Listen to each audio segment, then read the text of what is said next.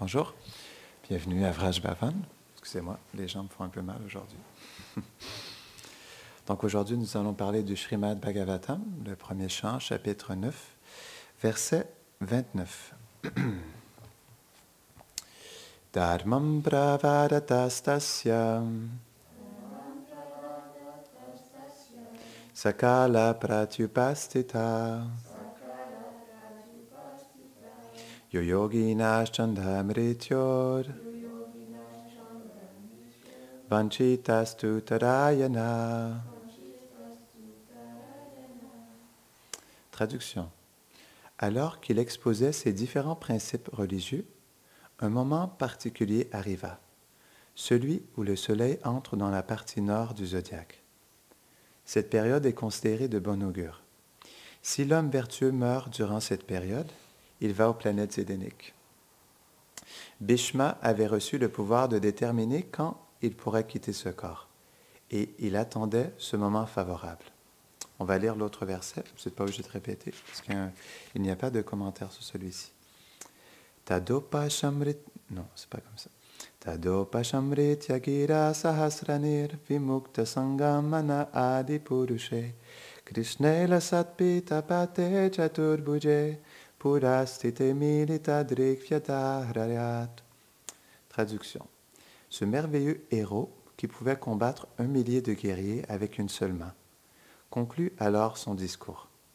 Dans sa miséricorde, le Seigneur originel était présent en face de lui, dans sa forme à 4 bras, portant une robe lumineuse en soie jaune. Avec respect, les yeux fixes, il concentra ses pensées sur lui. Commentaire. Selon Srila Vishwanath Chakravarti Thakur, le mot Sahasrani se réfère à Bhishma et il peut avoir 2 significations. Celui qui protège 1000 conducteurs de chars ou celui qui possède 1000 trésors. Tel un grand yogi qui pouvait quitter son corps lorsqu'il le désirait, il arrêta de parler et avec les yeux grands ouverts, sans cligner, il s'absorba complètement en Krishna. Ce n'est pas une personnalité ordinaire, Bhishmadev.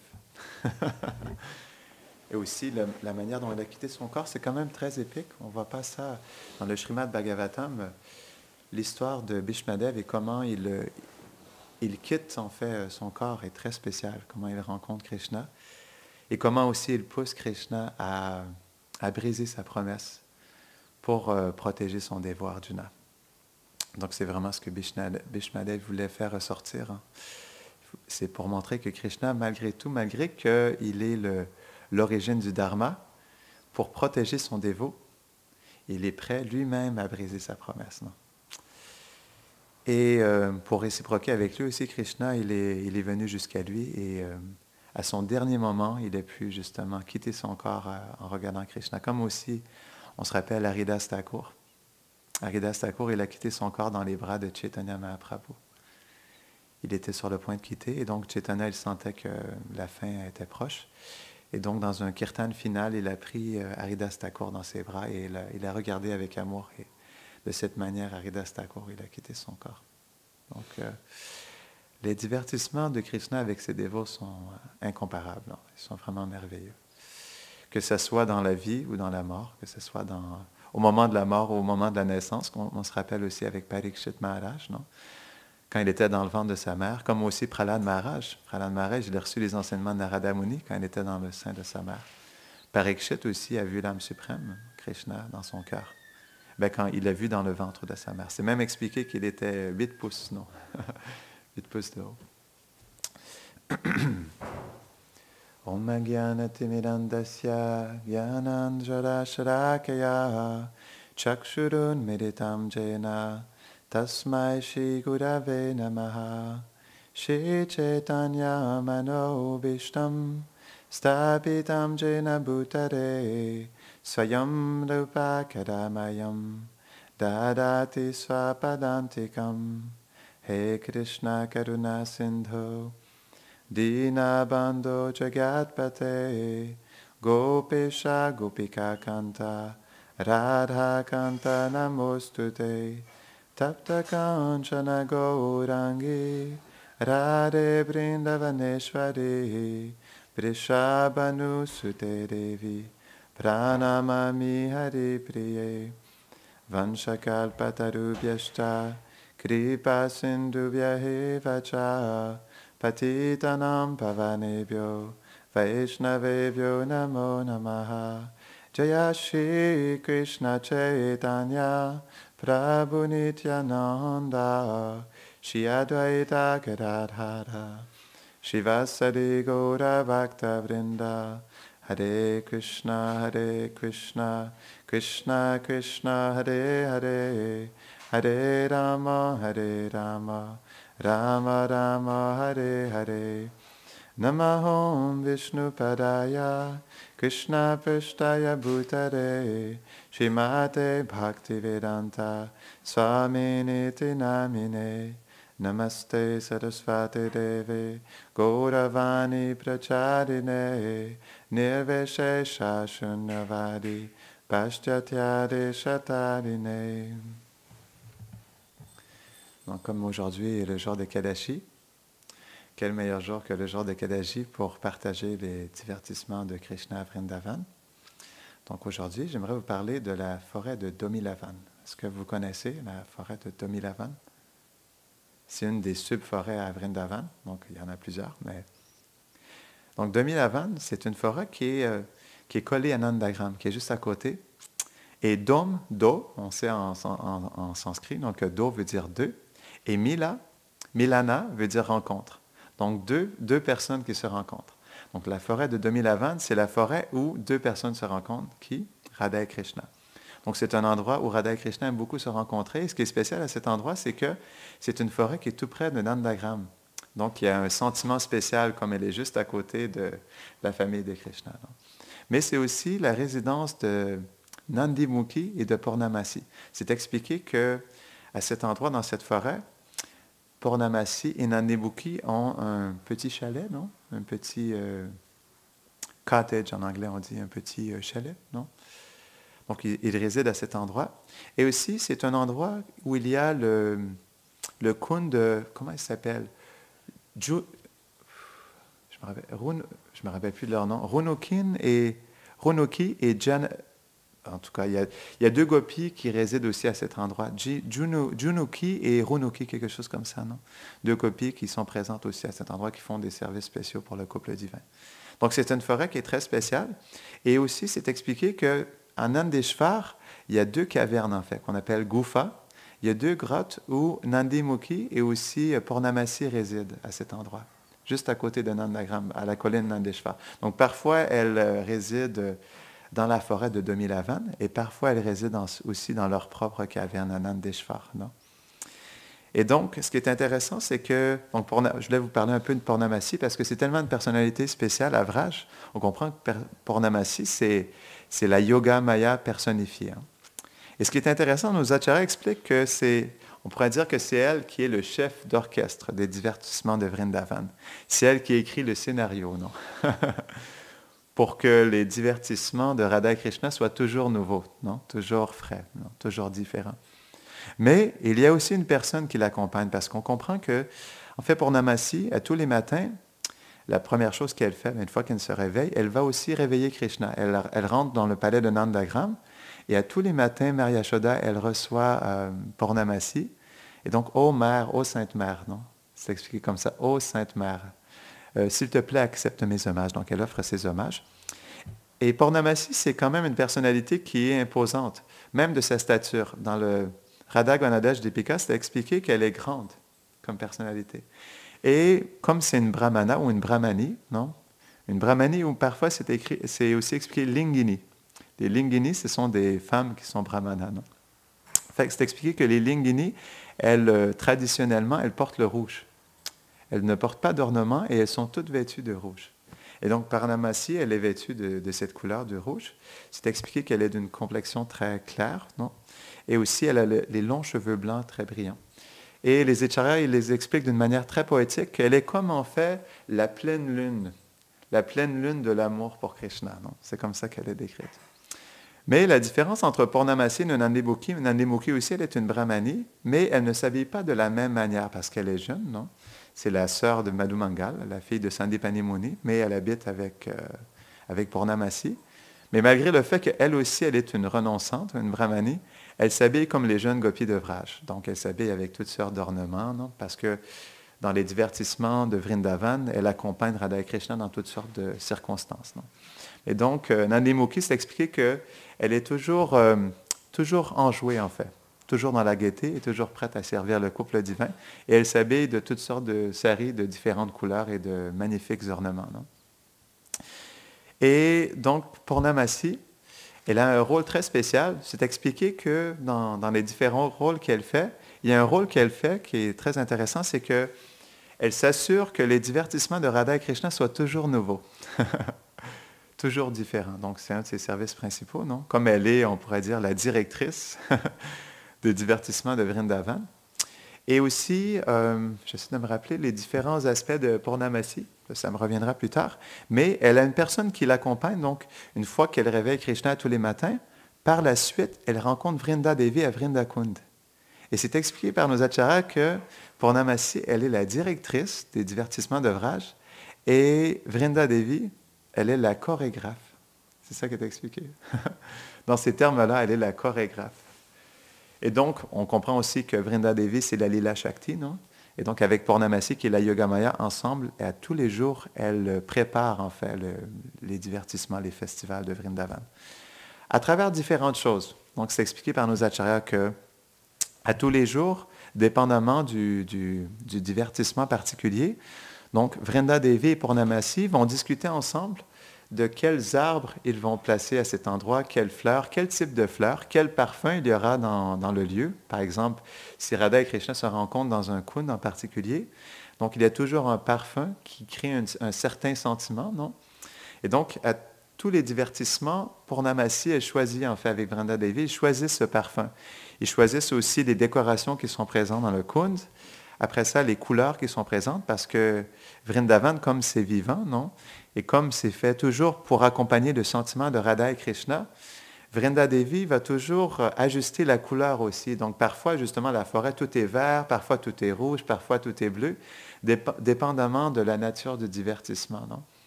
Et aussi, ils vont décider de la saison. On comprend que les 6 saisons sont présentes simultanément à Vrindavan. Et donc, dépendamment du divertissement, parfois la saison de l'hiver est plus appropriée, parfois la saison de l'été ou de l'automne. Donc, elles vont décider ces différentes choses. Quelles sortes d'oiseaux seront présents, sur quelles notes ils vont chanter. Non, c'est tellement beau. Donc, plein de détails pour s'assurer justement que tout soit parfait pour justement amener Radha et Krishna à vivre un certain sentiment. Non? C'est ça qui est tellement merveilleux dans les divertissements de Vrindavan. Et donc, Purnamasi et Vrinda Devi font tous ces arrangements. Mais j'aimerais vous parler de quelque chose de particulier parce que, donc, Purnamasi, ce qui est intéressant, c'est que comme elle s'occupe de tous les divertissements de Vrindavan, parfois, elle crée des circonstances, on pourrait dire, quelque peu négatives et parfois quelque peu positives pour que le couple divin se retrouve. On pourrait se dire, mais qu'est-ce que ça veut dire quelque peu négative, non?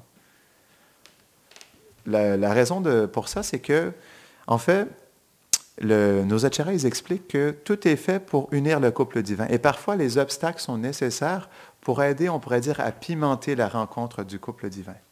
C'est ce qui fait justement qu'il y a des personnalités qui sont très chères au cœur de Radha et Krishna à Vrindavan, comme Jatila et Kutila.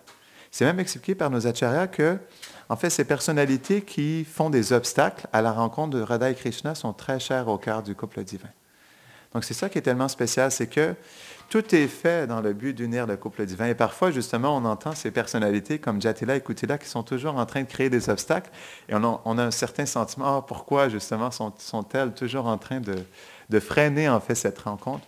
Mais en réalité, cette rencontre, nos acharyas expliquent, elle est dans le but, justement, de ramener le couple divin ensemble. Et aussi de faire naître un sentiment de braver toutes sortes d'obstacles pour se retrouver. Non? On avait expliqué ça, justement, quand Gadadhar Pandit, il avait enseigné le Bhagavatam à Chaitanya Mahaprabhu. Il enseignait principalement les divertissements de Prahlad Maharaj et de Dhruva Maharaj. Non? Parce que justement, c'était Radharani qui était tellement touché de voir ces dévots qui vivaient tellement d'obstacles pour leur rencontre avec le Seigneur. Non? Et donc, c'est la même chose aussi. Donc, il faut comprendre que Jatila et Kutila, elles sont très chères au cœur de Radharani parce que même si elle voit justement Javad comme une prison, cette prison lui permet justement de vivre la séparation de Krishna. Et c'est tellement quelque chose qui est spécial à Vrindavan. On comprend que Radha et Krishna, le sentiment de séparation, il fait naître une profonde union et un désir de se retrouver qui est tellement intense et qui est tellement doux à la fois aussi, non? Donc c'est pourquoi en fait, ces divertissements, ils sont aussi organisés par Purnamasi. Et à ce niveau-là, il y a un divertissement que j'aimerais vous partager. Non? Par rapport à, justement, les obstacles qui sont créés pour que Radha et Krishna puissent se retrouver. C'est par rapport aussi à Jatila et Kutila, parce qu'il faut comprendre que Jatila, dans son sentiment, justement, de femme chaste, Jatila et Kutila sont dans ce sentiment qu'elles sont les femmes les plus chastes de Vraj, non? Et à un moment donné, Purnamasi, elle a voulu donner une bonne leçon. Krishna aussi, des fois, il donne des bonnes leçons à Kutila et à Jatila, mais cette fois-ci, on va raconter l'histoire de Purnamasi qui donne une sacrée bonne leçon à Jatila et Kutila. Non? Et donc, un beau jour, en fait, c'est Krishna qui a voulu orchestrer ça avec Purnamasi. Donc, c'est expliqué que Krishna, il est allé rencontrer un beau jour Purnamasi parce que dans le village de Vrindavan, dû à l'arrangement de Purnamasi, il faut comprendre, de la Yoga Maya, il y a eu des rumeurs dans le village de Vrindavan, toutes sortes de rumeurs, parce que parfois, les résidents de Vraj sont conscients justement que Krishna est trop souvent absent. Et donc, dans cette circonstance-là, il y a la Yoga Maya, non? Purnamasi, qui parfois met les gens dans l'oubli ou parfois dans le souvenir. Elle avait mis les résidents de Vraj dans le souvenir que Krishna était trop souvent absent dans ces moments-là. Non? Et donc, les amis de Krishna se posaient des questions. Comment se fait-il que Krishna part toute l'après-midi, premièrement? Et donc, Mère Yashoda va voir dans la chambre de Krishna, au beau milieu de la nuit, Krishna n'est pas présent. Non? Comment se fait-il que Krishna n'est pas là? Donc, Purnamasi avait fait ses arrangements pour que plein de résidents de Vrindavan soient conscients que Krishna n'était pas souvent là. Et aussi, Radharani était souvent absente la nuit et aussi le jour. Comment se fait-il qu'une jeune fille, une jeune gopi, soit absente l'après-midi dans la forêt, non? Ou comment se fait-il qu'elle soit aussi longtemps dans le Suryakun, non? Dans le temple de Suryadev? Comment se fait-il que ça dure autant d'heures, non? Et donc, il y a eu plein de rumeurs dans le village de Vrindavan qui circulaient au fait que Krishna était souvent absent et Radharani aussi, et que les deux se retrouvaient, non, au beau milieu de la nuit. Et donc Krishna, pour pouvoir justement remédier à cette situation, il a rencontré Purnamasi, et donc ensemble, ils ont organisé, manigancé, un plan. Et à ce niveau-là, les acharyas expliquent, comme en glorifiant en fait les plans de Purnamasi et de Krishna, leur plan, tellement rusé, non? Qui est capable de berner tous les résidents de Vrindavan. Non? Et donc, Purnamasi, elle a rencontré Krishna et ils ont organisé un plan tout à fait approprié pour la situation. Et donc, un beau jour, Purnamasi, elle est allée réveiller Krishna avec Mère Yashoda. Et donc, ce matin-là, Krishna, il avait des couvertures alentour de sa tête. Il était complètement couvert et il ne voulait pas du tout sortir de son lit. Et donc là, Yashoda Mata lui a dit, Kana, qu'est-ce qui ne va pas? Qu'est-ce qui ne va pas? Pourquoi te sens-tu aussi mal? Et donc là, Krishna, elle lui a dit, je ne me sens pas bien, Mata, aujourd'hui, je me sens très mal, je me sens très malade. Et donc là, elle a dit, qu'est-ce qui ne va pas, mon enfant? Et donc, Purnamasi, qui était présente, elle a enlevé la couverture de Krishna, et donc elle a posé sa main sur le front de Krishna. Et là, elle a vu qu'il avait le front très chaud. Et elle a senti qu'il faisait de la fièvre, non?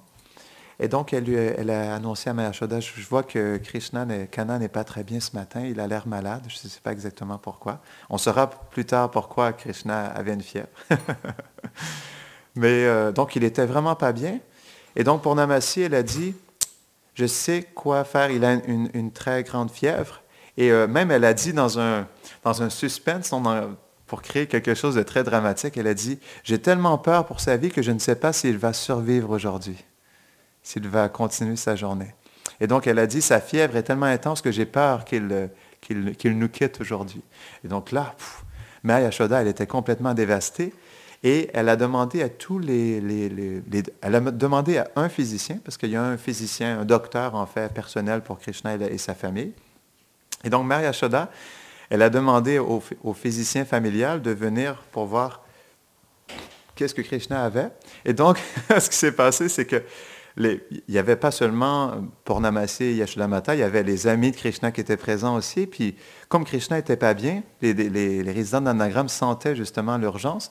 Et il y a plein de résidents de Nandagram qui s'étaient faufilés dans la chambre de Krishna. Et donc, comme ils ont entendu, en fait, cette instruction, justement, de Mère Yashoda de trouver le physicien, pas seulement elle, mais plein de personnes sont allées chercher tous les docteurs de Vrindavan. Et donc, le physicien de la famille et tous les docteurs de Vrindavan sont entrés.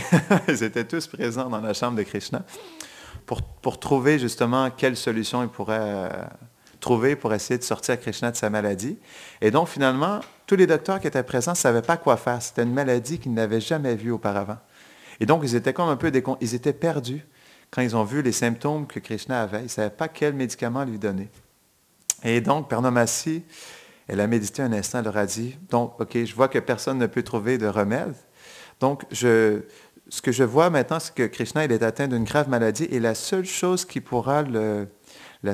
et unique chose qui pourra le libérer de sa difficulté est l'eau de la Yamuna. Donc, par mes pouvoirs mystiques, parce que justement, Purnamasi et Nandi Mukhi aussi. Nandi Mukhi, une des spécialités de Nandi Mukhi, c'est de chanter des pouvoirs mystiques. Mais comme elle est la petite fille de Purnamasi, Purnamasi aussi, elle est experte dans les mantras mystiques. Et donc, elle leur a dit, de mes pouvoirs mystiques, je vais chanter des mantras mystiques pour sortir, pour en fait faire partir justement cette maladie. Et elle a dit, j'ai seulement besoin aussi de l'eau de la Yamuna, qui pourra bénir en fait le corps de Krishna. Et de cette eau, ainsi que du pouvoir de mes mantras, je pourrai libérer Krishna de cette difficulté. Mais j'aurais besoin que la femme ou que la gopi la plus chaste de Vrindavan prenne un pot et aille elle-même chercher cette eau de la Yamuna. Ainsi, par la chasteté de cette femme, de cette gopi, ainsi que l'eau de la Yamuna et mes mantras, nous pourrons ensemble guérir Krishna de sa maladie. Et donc là, elle a demandé à Nandi Mukhi d'aller chercher des pots, en fait des pots en or pour aller chercher cette eau.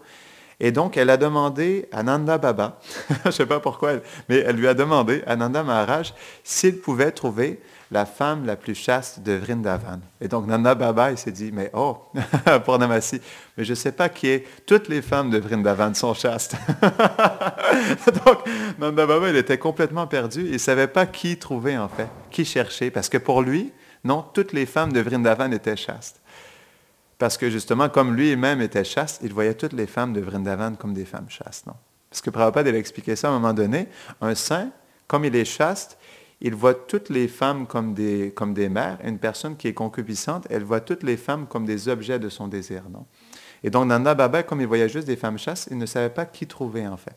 Et Purnamasi, elle leur a dit donc, allez chercher les femmes les plus chastes de Vraj et ensemble, nous ferons un test. Et avec un pot en or, avec 100 trous, nous pourrons tester qui est la femme la plus chaste de Vraj. Et donc, le mot s'est partagé et tous les résidents de Vrindavan se sont assemblés sur les berges de la rivière Yamuna. Et donc, Nandi Mukhi, elle a apporté ce magnifique pot en or avec 100 trous. Et donc, Purnamasi, elle était présente. Et donc, elle leur a dit, je vais faire le test moi-même. Elle leur a dit, donc, le test, c'est de prendre de ce pot, prendre de l'eau de la Yamuna. Et si l'eau, malgré le fait qu'il y ait 100 trous, si l'eau reste dans la peau, ça voudra dire qu'en fait, cette gopi est la femme la plus chaste de Vrindavan. Et donc, elle-même, elle a pris de l'eau avec le pot de la Yamuna. Une fois qu'elle a levé comme ça dans les airs, à travers 100 trous, il y a plein de petits filets d'eau qui sont sortis en fait de l'eau et toute l'eau est partie en fait du pot. Donc ensuite, elle a regardé toutes les femmes qui étaient présentes, toutes les gopis. Elle leur a demandé, donc, je vous demande aussi d'essayer pour voir qui est la femme la plus chaste. Et comme justement, Jatila et Kutila se sentaient comme les deux femmes les plus chastes de Vrindavan, immédiatement, en fait, Jatila, elle a voulu faire le test, mais comme elle savait aussi que sa fille, elle était très chaste, elle a demandé à Kutila de faire le test. Et comme Kutila, elle était tellement confiante d'elle-même, elle pensait qu'elle était la femme la plus chaste, donc elle a pris le pot, mais elle n'a pas seulement pris, donc elle a rempli l'eau, mais pour prouver qu'elle était la femme la plus chaste, elle a pris le pot et l'a mis sur le dessus de sa tête. Et immédiatement, elle a été trempée à navette. Tout l'eau est tombée sur son corps. Non? Et donc tous les résidents qui étaient présents s'en sont mis à rire. Et donc, Jatila, quand elle a vu ça, elle était un peu... elle se sentait un peu gênée, non, de la situation. Et donc, elle aussi, elle a voulu faire le test et elle était encore confiante qu'elle aussi était la femme la plus chaste. Et donc, elle a fait la même chose. Elle n'a pas pris la leçon. Elle a fait la même chose. Et donc, elle a pris le pot, elle a porté sur sa tête et immédiatement, tout l'eau s'est écoulé en fait sur son sari. Et tous les résidents qui étaient présents se sont mis à rire, non? Et donc là, Jatila, écoutez-là, elle s'était complètement humiliée de la situation, non? Et donc, là, Purnamasi et Nandemuki ont regardé toutes les gopis qui étaient présentes. Non, mais qui est cette jeune fille ou cette gopi qui est la plus chaste de Vraj? Et Lalita Saki, elle est sortie, en fait, du groupe des gopis. Et donc, elle est allée en avant. Elle a déclaré que Vrishabhanu, non, Vrishabhanu Nandini, la chère fille de Vrishabhanu, est la fille la plus, ou la gopi la plus chaste de Vrindavan. Donc, je le confirme, non? Et donc, ils ont demandé à Radharani de faire le test. Donc, c'est expliqué que il faisait soleil, non, ce jour-là. Donc, c'est expliqué que Radharani, elle a pris le pot, mais en toute humilité. Ce qui s'est passé avant, c'est que elle a approché Purnamasi. Et donc, Purnamasi, elle lui a dit, est-ce que tu peux faire ce test, mon enfant? Et donc, en toute humilité, Radharani, elle s'est agenouillée, non? Elle a offert ses obéissances à Purnamasi. Elle a dit, tout ce que tu veux, ô Sainte Mère, non? Donc, elle a pris le pot. Elle a rempli le pot d'eau. Et donc, c'est expliqué qu'elle a levé, elle a mis sur le dessus de sa tête. Et à ce moment-là, il y a un rayon du soleil qui est passé et qui a illuminé en fait le pot et qui a fait briller le pot et toute l'eau qui était à l'intérieur. Et la seule chose qu'on pouvait voir, ce n'était pas l'eau qui sortait, mais c'était en fait la brillance de l'eau qu'on voyait à travers les trous du pot. Et donc, le soleil a illuminé le pot et a illuminé Radharani. Et donc, elle a posé au-dessus de sa tête comme ça. Et l'eau, finalement, elle est restée. Et donc, tous les résidents de Vrindavan se sont acclamés, non, Radharani, et ont glorifié justement la chasteté de Radharani.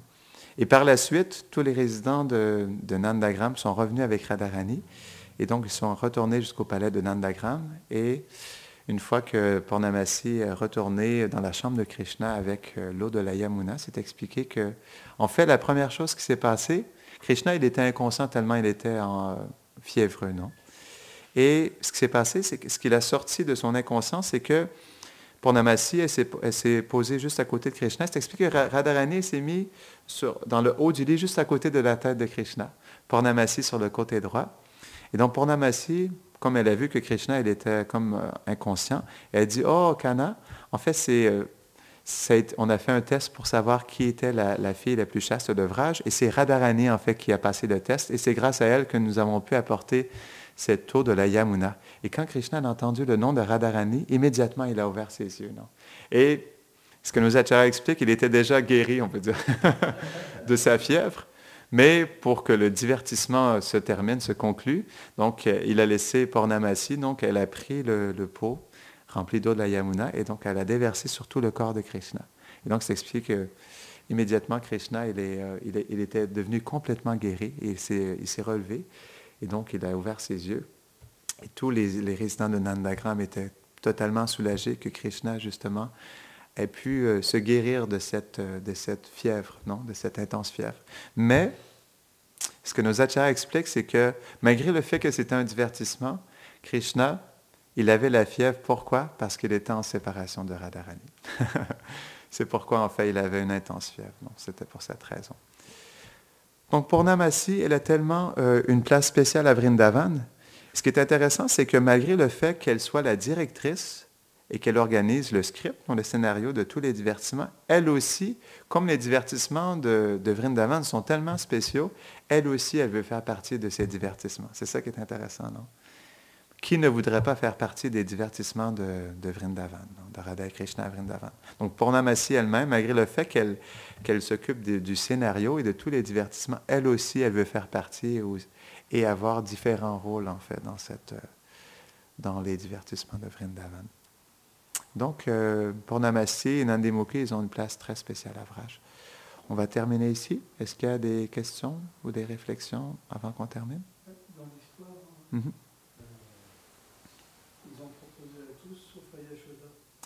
Ah, d'accord.